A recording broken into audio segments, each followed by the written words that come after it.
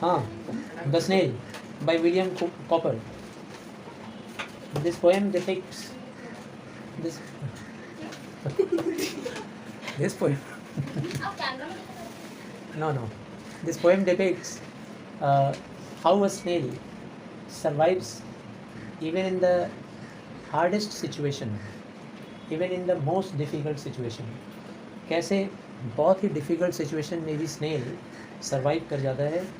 Poem को पढ़ने के बाद हमको पता चलेगा कि there is a private world of a snail.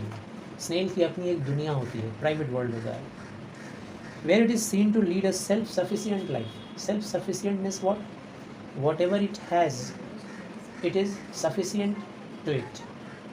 जो भी स्नेल के पास होता है वो उससे सेटिस्फाइड होता है. वो उसके पास जितना ज़रूरी चाहिए उतना उसको प्रोवाइड करता है. We are allowed to observe in minute detail the small yet. Minute detail मतलब बहुत ही छोटी छोटी डिटेल्स भी हम लोगों को पता चलेगा जब पोएम पढ़ेंगे.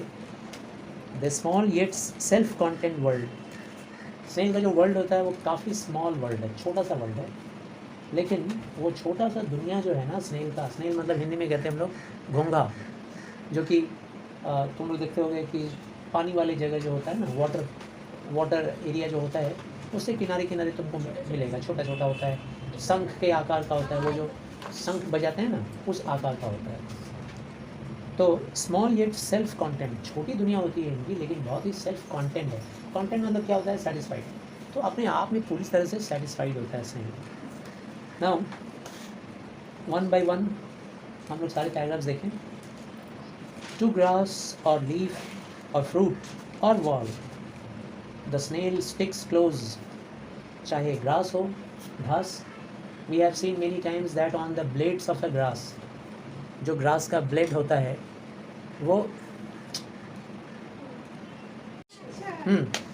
टू द ग्रास मतलब to a single blade of grass we have seen many times that the snail remains sticking to it.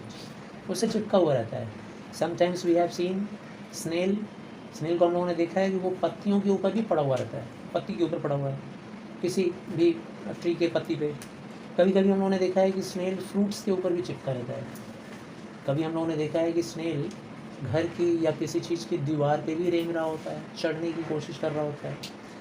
The snail sticks close, काफ़ी नज़दीकी से चिपका रहता है, बहुत ही अच्छी तरीके से होल्ड करके उस चीज़ को, जिसको भी पकड़ता है, चाहे वो ग्रास का ब्लेड हो उसको भी बहुत ही टाइटली होल्ड करता है, उसका होल्ड बहुत टाइट होता है. नॉर फियर्स टू फॉल, और एकदम उसे डर नहीं होता है गिर जाने का. गिरने का कोई डर नहीं होता स्नेल को. चाहे वो ब्लेड के ऊपर होगा ना, ग्रास का ब्लेड, तो भी गिरने का डर नहीं होता उसको. दीवारों पे है तो भी गिरने का डर नहीं होता, उसकी पकड़ इतनी मजबूत होती है दीवार से. As if he grew there, ऐसे पकड़ता है जैसे लगता है कि वही फ्रूट, वही लीफ और वही जो क्या कहते हैं वो ग्रास का ब्लेड, वो उसकी दुनिया है, वही उसका घर है. ऐसा लगता है जैसे वहीं पे वो पला बढ़ा और ग्रो अप किया है. ऐसा लगता है जैसे वही उसी जगह वो खेल कूद के बड़ा हुआ है. एंड ऑल टुगेदर, कहने का मतलब है कि what lesson do we get from this standard, that whatever we have, may be that our family, may be that the small sources of joy, जो भी हमारे पास जो है खुशहाली के जो सोर्सेज थोड़े बड़े हमारे पास होते हैं, हम लोगों को उस चीज़ के ऊपर एक मजबूत पकड़ बनानी चाहिए. We should catch hold of that very tightly. Snail से हम लोगों को ये शिक्षा मिल रही है कि चाहे जितना भी मिले, थोड़ा ही मिले, उसी में सफिशिएंट होना चाहिए हम लोगों को. क्लियर? समझ में आया? Next, within that house secure he hides when danger imminent betides. Within that house, house means what? क्या आपको लगता है कि सीमेंट बाली का बना हुआ उसका कोई हाउस है स्नेल का? नो. सेकेंड स्टैंजा में हम लोग को जानने को मिल रहा है कि स्नेल एक कॉन्च जैसा स्ट्रक्चर होता है ना, हार्ड शेल, उसी शेल के अंदर वो रहता है, ज़मीन पे चल रहा होता है, और जैसे ही खतरा वगैरह दिखता है, डेंजर वगैरह, तुरंत वो उस शेल के अंदर वापस एंट्री कर जाता है, उसी के अंदर घुस जाता है. विद इन दैट हाउस, उसी घर के अंदर, secure he hides. Secure means it feels full of security. Snail को पूरी सिक्योरिटी महसूस होती है अपने उस कवच के अंदर, अपने उस शेल के अंदर, हार्ड शेल के अंदर. ही हाइड्स, हाइड्स मतलब छिप जाता है, उसी के अंदर छिपा हुआ रहता है. व्हेन डेंजर इमिनेंट बिटाइड्स, इमिनेंट का मतलब लाइकली टू हैपन, देखो मीनिंग दिया हुआ है, एक ऐसा खतरा जो कि मतलब शायद होने वाला है, आने वाला है। तो जैसे वो खतरे को देखता है ना कि खतरा आने वाला है, तुरंत वो अपने उस हार्ड शेल के अंदर एंट्री कर जाता है, छिप जाता है। और स्टॉर्म और other harm besides of weather, तूफान अगर आ जाए, तूफान भी तो एक तरह का डेंजर है, खतरा है। अदर हार्म्स, और बाकी के जो हार्म हैं बिसाइड्स ऑफ वेदर, यानी मौसम को छोड़कर, ख़राब मौसम एक तरह का खतरा होता है सभी के लिए, इवन फॉर ह्यूमन बींग्स। तो स्नेल के लिए भी खतरनाक चीज़ है ना तूफ़ान या बरसात, तेज़ बारिश। तो तेज़ बारिश हो गया, तूफ़ान हो गया, इन चीज़ों में तो वो अपने आप को छिपाता ही है अपने हार्ड शेल में।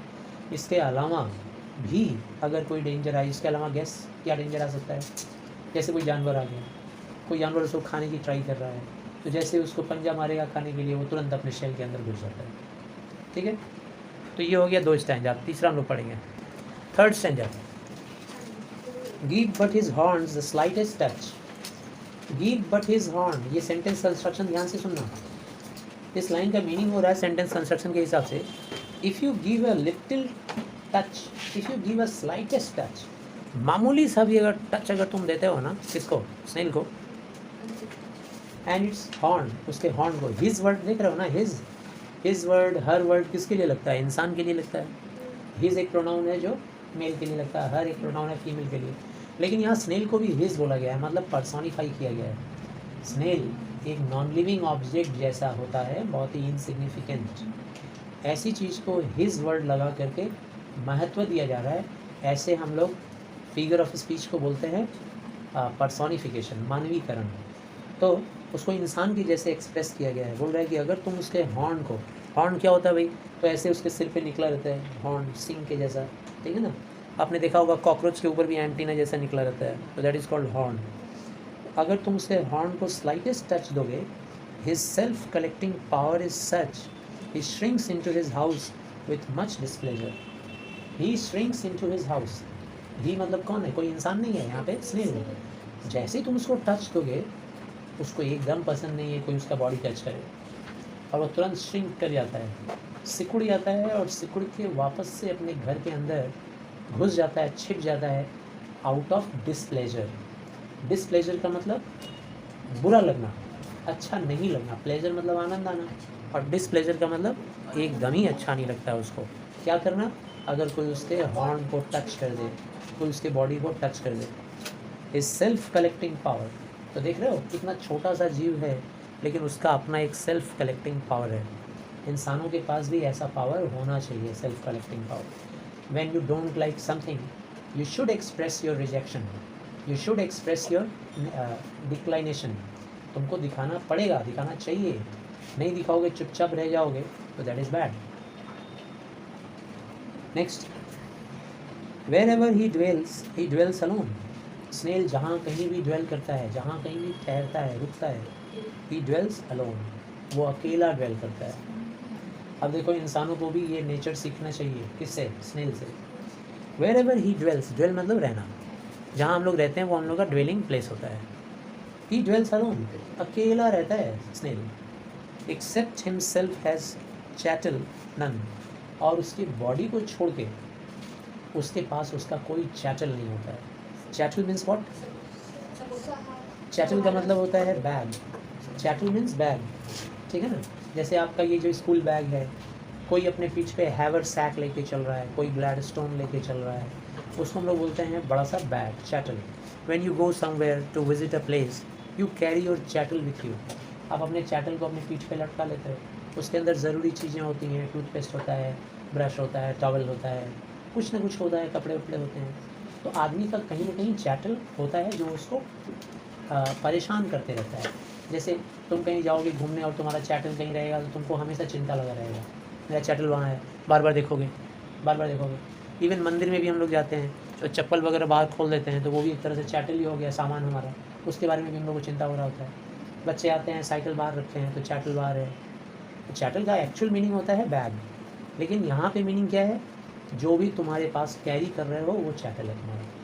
स्नेल के पास देखो कितना अच्छा क्वालिटी है, उसके पास कोई चैटल ही नहीं होता है, सिर्फ उसका सेल, उसका बॉडी को छोड़कर कुछ नहीं, उसको किसी बात की चिंता नहीं होती। except himself has chattel none. None means he has none, he has no chattel with him. Well satisfied to be his own whole treasure. और पूरी तरह से वो satisfied होता है to be his own, एकदम अपने आप को satisfaction फील करता है. एंड उसका अपना बॉडी ही उसका अपना ट्रेज़र है. उसका अपना जो शरीर है ना, जिसको लेके वो चल रहा होता है, वही उसका ट्रेज़र होता है, खजाना होता है. और उस खजाने के अलावा और उसके पास कोई चीज़ नहीं है. काश हम लोग के पास भी ऐसा होता है ना. कोई चिंता नहीं रहता, कहीं जाते एकदम मस्त रहते, कोई टेंशन नहीं रहता. दस हर्मिट लाइक हिज लाइफ ही लीड्स. हर्मिट का मतलब क्या होता है, कोई बताइए, कोई अच्छा. हर्मिट का मतलब, हर्मिट का मतलब होता है सन्यासी. जानते हैं आप लोग सन्यासी? जिसको दुनिया से कोई लेना देना नहीं, बैरागी आदमी, उसको बैराग ले लेता है भाई, कोई टेंशन नहीं, दुनिया से कोई लेना देना नहीं. तो ये भी बहुत बड़ा हर्मिट है. ये भी नहीं, बंजारा नहीं, ये सन्यासी, ठीक है ना. इसका दुनिया से कोई टेंशन नहीं है, कोई लेना देना नहीं है, किसी बात की इसको चिंता नहीं होती, इसीलिए इसको सन्यासी बोला जाता है. हाँ, वो बाबा लोग नहीं जो जेल में हैं. हिज लाइफ ही लीड्स, और ऐसा ज़िंदगी वो जीता है, लीड करता है. Nor partner of his banquet needs, and if he meets one only feeds the faster. और हाँ, अगर इस मतलब इसका कोई पार्टनर नहीं होता, जैसे हम तुम ज़िंदगी में पार्टनर ढूंढ रहे होते हैं, ठीक है ना. कोई मिल जाए, साथी मिल जाए तो रास्ता आसान हो जाएगा. और फिर पार्टनर ढूंढ के फिर पछताते हैं, मारा पीटी करते हैं, बेलन और चौके से पिटाई होती है एक दूसरे की, ठीक है. पहले तो पार्टनर ढूंढते हैं, पागल रहते हैं, और जब ढूंढ लेते हैं तो उसके बाद वो हमको और हम उसको दे धुनाई. तो know not partner of his banquet needs. Banquet का मतलब क्या होता है, देखो वहाँ दिया हुआ है, an elaborate and formal evening meal for many people. ये लोग ऐसे नहीं होते हैं कि भाई बहुत सारे लोगों को इकट्ठा करो, इकट्ठा करके एक साथ खाना वाना खाएंगे, एक साथ मील होगा, भोजन होगा, दावत होगा. इसको किसी पार्टनर की ज़रूरत नहीं है. और अगर कहीं मिल भी गया इसको partner, and if he meets one, अगर कहीं मिल गया, ओनली फीड्स द फास्टर, तो फिर ये क्या करता है, उसको खिलाता है. और फास्टर, खुद को जितना फास्ट खिलाता है उससे भी ज़्यादा अपने पार्टनर को खिलाता है. मतलब कितना बड़ा सन्यासी है, सोचो. ऐसा काम तो सन्यासी लोग करते हैं, यानी कि खुद खाते हैं और दूसरों को भी खिलाते हैं.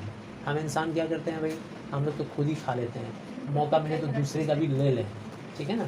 लेकिन ये सन्यासी है भाई, खुद खाता है, इसको पार्टनर की ज़रूरत तो है नहीं, और अगर कोई मिल गया तो उसको ज़्यादा फास्ट खिलाता है. Last stanza.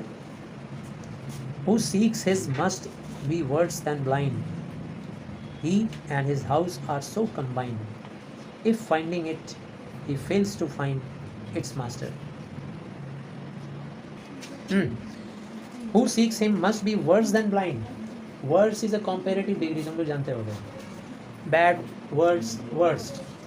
अगर कोई इंसान स्नेल को ढूंढता है, अगर ढूंढने निकले कि चलो भाई स्नेल ढूंढते हैं, घोंघे को ढूंढ लिया जाए, must be worse than blind, ऐसा इंसान अंधे से भी गया गुजरा होगा. क्यों भाई?